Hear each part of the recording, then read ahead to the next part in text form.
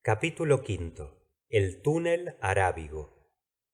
Aquel mismo día repetí a Consejo y a Ned Land la parte de aquella conversación que más directamente les interesaba. Cuando les manifesté que dentro de 2 días estaríamos en medio del Mediterráneo, Consejo batió las palmas, pero el canadiense se encogió de hombros. «¿Un túnel submarino?», exclamó. «¿Una comunicación entre los dos mares? ¿Quién ha oído hablar de semejante cosa?». Amigo Ned, respondió Consejo, ¿habíais oído nunca hablar del Nautilus? No, y sin embargo existe. No os encojáis, pues, tan pronto de hombros, y no rehuséis la posibilidad de cosas nuevas, con el fútil pretexto de que no habéis oído jamás hablar de ellas. «Allá veremos», respondió Ned Land, meneando la cabeza. «Después de todo, no deseo otra cosa que convencerme de la existencia de ese pasaje, y haga el cielo que el capitán nos lleve en efecto al Mediterráneo». Aquella misma tarde, por los 24 grados 30 minutos de latitud norte, el Nautilus, flotando en la superficie del mar, se aproximó a la costa árabe.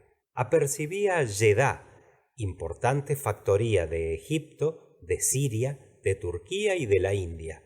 Distinguí con bastante claridad el conjunto de sus construcciones, los navíos amarrados a lo largo de los malecones y aquellos que, sacándoles del agua, quedaban varados en la playa. El sol, ya bastante bajo en el horizonte, iluminaba las casas de la villa, haciendo resaltar su blancura. En las afueras, algunas barracas hechas de palos o de cañas indicaban el barrio habitado por los beduinos. Bien pronto, Jeddah se envolvió en las sombras del crepúsculo y el Nautilus se sumergió en aquellas aguas ligeramente fosforescentes. Al día siguiente, 10 de febrero, aparecieron muchos navíos que llevaban un rumbo opuesto al nuestro. El Nautilus volvió a emprender su navegación submarina, pero al punto de mediodía, estando la mar desierta, se elevó de nuevo hasta su línea de flotación. Acompañado de Ned y de Consejo, fui a sentarme en la plataforma. Al este mostrábase la costa, como una masa apenas delineada a través de la bruma. Apoyados sobre los costados de la canoa, conversábamos de unas cosas y otras, cuando Ned Land, tendiendo su mano hacia un punto del mar, me dijo: «¿Veis allí alguna cosa, señor profesor?». «No, Ned», le respondí, «pero ya sabéis que no tengo vuestra vista». «Mirad bien», replicó Ned. «Allá, por la banda de estribor, casi a la altura del fanal, ¿no ves una masa que parece moverse?». «Efectivamente», dije después de observar con atención, «diviso una especie de cuerpo largo y negro en la superficie de las aguas». «Otro Nautilus», dijo Consejo. «No», respondió el canadiense. «o yo me engaño mucho, o aquello es un animal marino». «¿Hay ballenas en el mar Rojo?», preguntó Consejo. «Sí, amigo mío», respondí. «Se encuentran algunas veces». «Aquello no es una ballena», replicó Ned Land, que no perdía de vista el objeto señalado. «Las ballenas y yo somos antiguos conocidos, y no puede engañarme su andadura». «Esperemos», dijo Consejo. «El Nautilus se dirige hacia ese lado, y antes de poco sabremos a qué atenernos». En efecto, bien pronto aquel objeto negruzco se veía a 1 milla de nosotros. Parecía un gran escollo caído en alta mar. ¿Qué era aquello? No podía dar aún mi parecer. «¡Ah! ¡Se escapa! ¡Se sumerge!», exclamó Ned Land. «¡Mil diablos! ¿Qué animal puede ser ese? ¿No tiene la cola bifurcada como las ballenas o los cachalotes?». y sus nadaderas parecen miembros truncados. Pero entonces, dije. Bueno, Replicó el canadiense. vedle echado sobre el dorso y dando al aire las tetas. Es una sirena, exclamó Consejo. Una verdadera sirena, por más que os disguste. El nombre de sirena me puso en la pista y comprendí que aquel animal pertenecía verdaderamente a ese orden de seres marinos, de donde la fábula ha sacado las sirenas, mitad mujeres y mitad peces. No, dije a Consejo, no es una sirena, sino un ser curioso, del que apenas quedan algunas individualidades en el Mar Rojo. Es un dugongo, orden de los sirenianos, grupo de los piciformes, subclase de los monodelfios, clase de los mamíferos, rama de los vertebrados, respondió Consejo. Y cuando hubo hablado así, ya no tenía más que decir.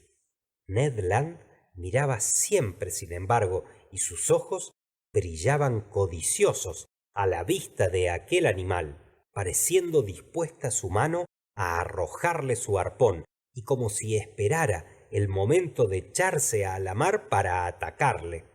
¡Ah! Exclamó con voz trémula de emoción. Jamás he matado eso. Todo el arponero estaba en esa palabra. En aquel instante el capitán Nemo se presentó en la plataforma. Distinguió al dugongo y, comprendiendo la actitud del canadiense, le dirigió estas palabras. Si tuvieseis un arpón, señor Land, ¿no os quemaría la mano? Vos lo habéis dicho. ¿Os agradaría volver a tomar por un día vuestro oficio de pescador y añadir ese cetáceo a la lista de los que habéis destruido? No me desagradaría. Pues bien, podéis ensayar. Gracias, señor, respondió Ned Land, cuyos ojos se inflamaron. Solo, repuso el capitán, debo recomendaros que no erréis el golpe, y esto en vuestro propio interés. ¿Pues qué? ¿El dugongo es peligroso? Pregunté, viendo que el canadiense se encogía de hombros. Algunas veces sí, respondió el capitán, porque el animal se revuelve y hace zozobrar las barcas de sus perseguidores. Pero este peligro no es temible para el señor Land, que tiene buen ojo y seguridad en el brazo. Le recomiendo, pues, que no yerre al dugongo, porque se le tiene justamente por buen manjar, y ya sé que el señor Land no detesta las buenas carnes. Calla, dijo el canadiense. ¿Con que ese animal se permite también el lujo de ser bueno para comer? Sí, señor Land. Su carne es muy estimada y se la reserva entre los malayos para la mesa de los príncipes. Por eso se da a este animal caza con tanto encarnizamiento, que llega a ser, lo mismo que el manatí, su congénere, más raro cada día. Entonces, señor capitán, dijo Consejo con mucha formalidad, ¿no convendría perdonarle en interés de la ciencia, por si fuese este casualmente el último de su raza? Tal vez, replicó el canadiense, pero en interés de la cocina valdrá mucho más acometerle. Hacedlo, pues, señor Land, dijo el capitán Nemo. En ese momento, 7 hombres de la tripulación, mudos e impasibles como siempre, subieron a la plataforma. Uno de ellos llevaba un arpón y una cuerda, semejante a los que emplean los pescadores de ballenas. La canoa salió de su sitio y fue lanzada al mar, tomando 6 remeros puesto en sus bancos, mientras que el patrón se ponía al timón. Ned, Consejo y yo nos sentamos a popa. ¿No os animáis, capitán? Pregunté. No, os deseo buena caza. El bote, impulsado por sus 6 remos, se dirigió rápidamente hacia el dugong que flotaba entonces a 2 millas del Nautilus. Cuando hubo llegado a algunos cables del cetáceo, fue deteniendo su marcha, y los remeros bogaban sin ruido en las aguas tranquilas, mientras Ned Land, con su arpón en la mano, fue a colocarse de pie en la proa. Ordinariamente, el arpón que sirve para herir a la ballena está atado a una cuerda muy larga, que se suelta con rapidez cuando el animal herido la arrastra tras sí, pero en este caso la cuerda solo tenía unas 10 brazas, y su extremidad se hallaba clavada a un barrilito, que flotando debía indicar la marcha del dugong bajo las aguas. Me había levantado y pude observar distintamente al adversario del canadiense. Aquel dugong, que lleva también el nombre de alicoro, se parecía mucho al manatí. Su cuerpo oblongo terminaba por una cola muy prolongada y sus nadaderas laterales por verdaderos dedos. Se diferenciaba del manatí en que su mandíbula superior se hallaba armada de 2 dientes largos y puntiagudos que formaban a cada lado colmillos divergentes. Este dugongo, a quien Ned Land se disponía a herir, tenía dimensiones colosales y su longitud medía lo menos 7 metros. Estaba inmóvil y parecía dormir en la superficie, circunstancia que favorecía su captura. La canoa se acercó prudentemente a 3 brazas del animal. Los remos estaban suspendidos. Yo me incorporé a medias. Ned Land, con el cuerpo un poco echado atrás, blandía su arpón con mano ejercitada. De repente se oyó un silbido y el dugongo desapareció. El arpón, lanzado con fuerza, no había herido sin duda más que el agua. ¡Mil diablos! Gritó furioso el canadiense. ¡Erré el golpe! No, dije, el animal está herido. Ved su sangre, pero vuestro dardo no se le ha quedado en el cuerpo. ¡Mi arpón! ¡Mi arpón! Gritó Ned Land. Los marineros bogaron y el patrón dirigió el bote hacia el barril flotante, y recogido el arpón, la canoa corrió en persecución del animal. Este subía de tiempo en tiempo a la superficie para respirar. La herida no le había debilitado, porque huía con extremada rapidez. La embarcación, impulsada por brazos vigorosos, volaba sobre su pista. Muchas veces estuvo solo a algunas brazas, y el canadiense se disponía a herirle de nuevo, pero el dugongo se sumergía súbitamente y era imposible alcanzarle. Puede suponerse cuán sobreexcitada estaría la cólera impaciente de Ned Land, que dirigía al desgraciado animal las más enérgicas maldiciones de la lengua inglesa. Y por mi parte, también sentía mucho ver cómo el dugongo burlaba todas nuestras mañas. Persiguiósele sin descanso durante 1 hora, y comenzaba a creer que sería muy difícil apoderarse de él cuando el animal se vio acometido sin duda por una desgraciada idea de vengarse, que le costó muy cara. Volvióse, pues, hacia la canoa para asaltarla a su vez. Semejante maniobra no se le ocultó al canadiense y gritó: ¡Atención! El patrón pronunció algunas palabras en su extraño lenguaje, previniendo sin duda a sus hombres que tuvieran mucho cuidado. Al llegar a unos 20 pies de la canoa, el dugongo se detuvo, husmeó bruscamente el aire con sus anchas narices, colocadas no en la extremidad, sino en la parte superior de su hocico, y tomando ímpetu se precipitó sobre nosotros. La canoa no pudo evitar el choque, y quedando muy inclinada, embarcó 1 o 2 toneladas de agua que hubo necesidad de vaciar, pero gracias a la habilidad del patrón, abordada al bies, no zozobró. Ned Land, agarrado a la roda, no dejaba de pinchar con su arpón al gigantesco animal, el que, incrustado los dientes al costado de la canoa, la sacaba fuera del agua, manejándola con la misma facilidad que pudiera hacerlo un león con un cabrito. Estábamos echados los unos encima de los otros, y quién sabe cómo hubiera terminado esta aventura si el canadiense, irritado y encarnizado contra el animal, no hubiese conseguido herirle en el corazón. Oí el rechinar de sus dientes sobre el forro de acero y el dugong desapareció arrastrando consigo el arpón, pero bien pronto volvió el barril a la superficie, y no tardó tampoco mucho en aparecer el cuerpo del animal vuelto de espaldas. Nos acercamos y llevándole a remolque nos dirigimos al Nautilus.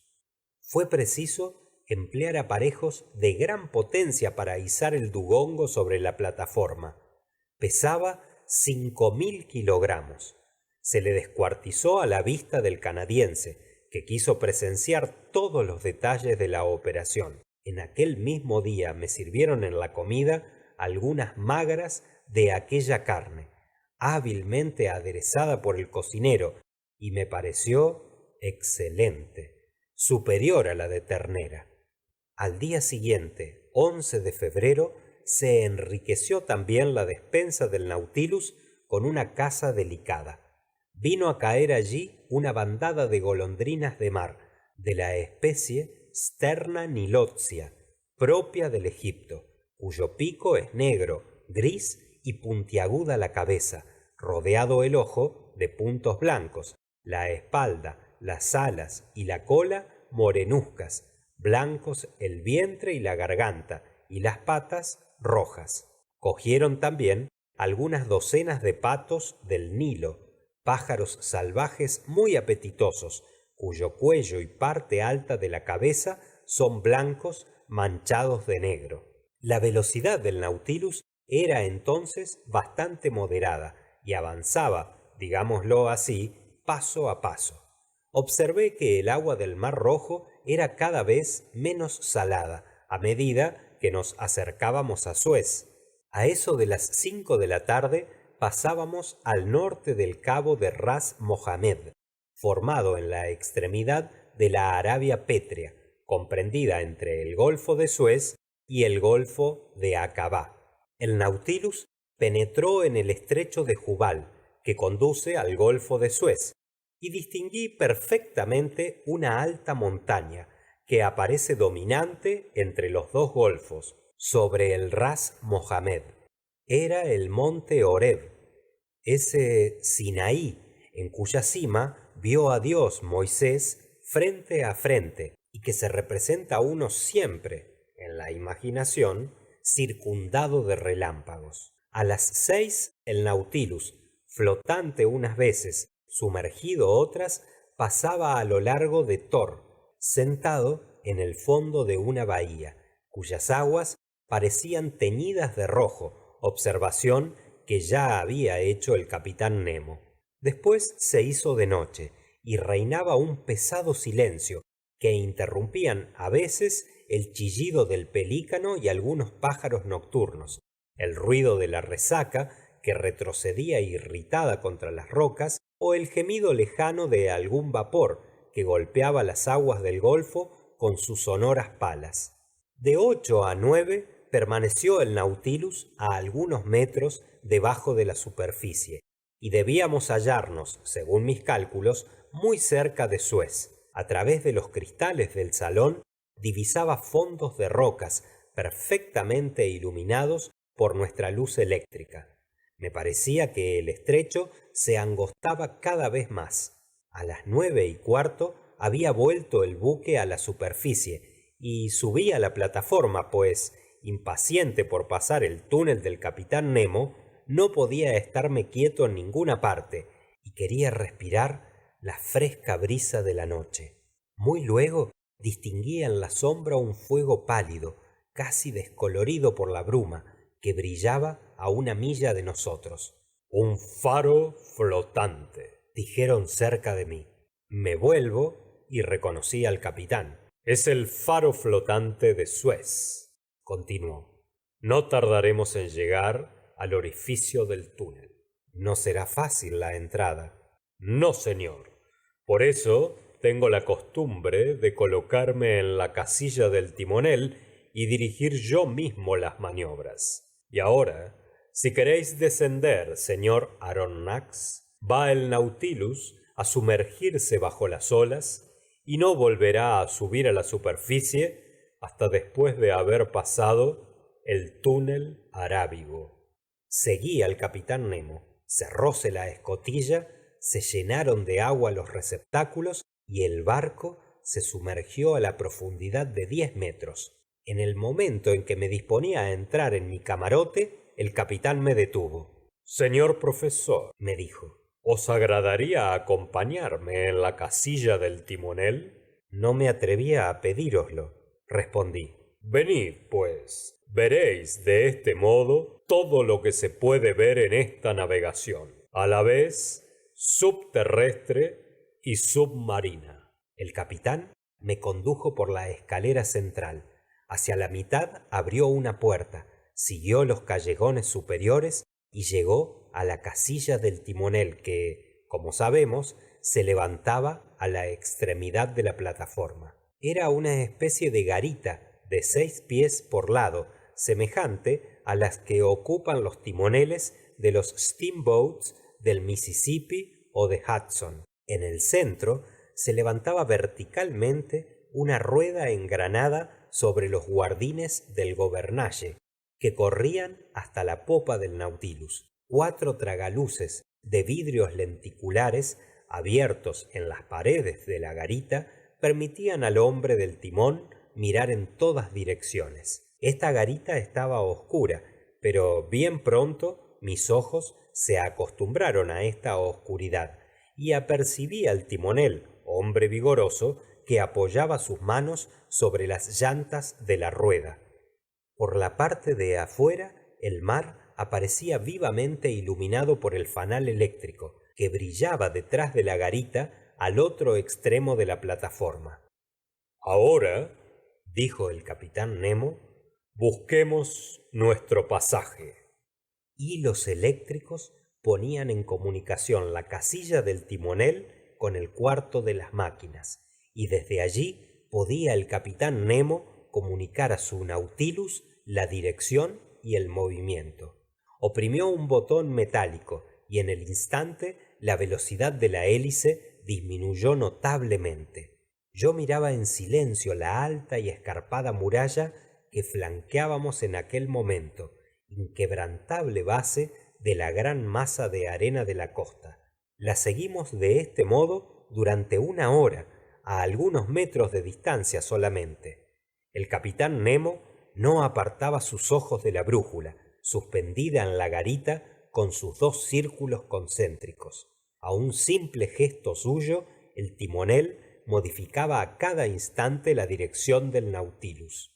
Yo me había colocado en el tragaluz de babor y distinguí magníficas substrucciones de corales, de zoófitos, de algas y de crustáceos, agitando sus enormes patas que salían fuera de las anfractuosidades de la roca. A las 10:15 el capitán Nemo se agarró a la caña. Una larga galería, negra y profunda, se abría delante de nosotros. El Nautilus penetró en ella osadamente. Un ruido insólito se oía en sus costados.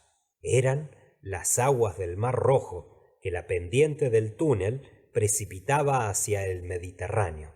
El Nautilus, arrastrado por la corriente, se deslizaba rápidamente como una saeta, a pesar de los esfuerzos de la máquina, que para resistir azotaba las aguas a contrahélice.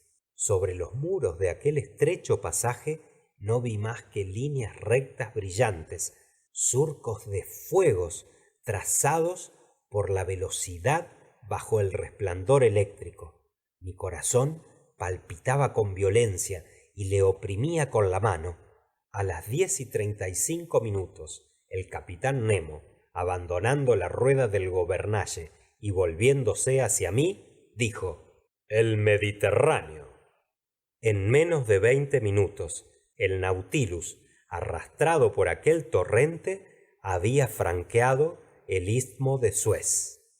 Fin del capítulo 5.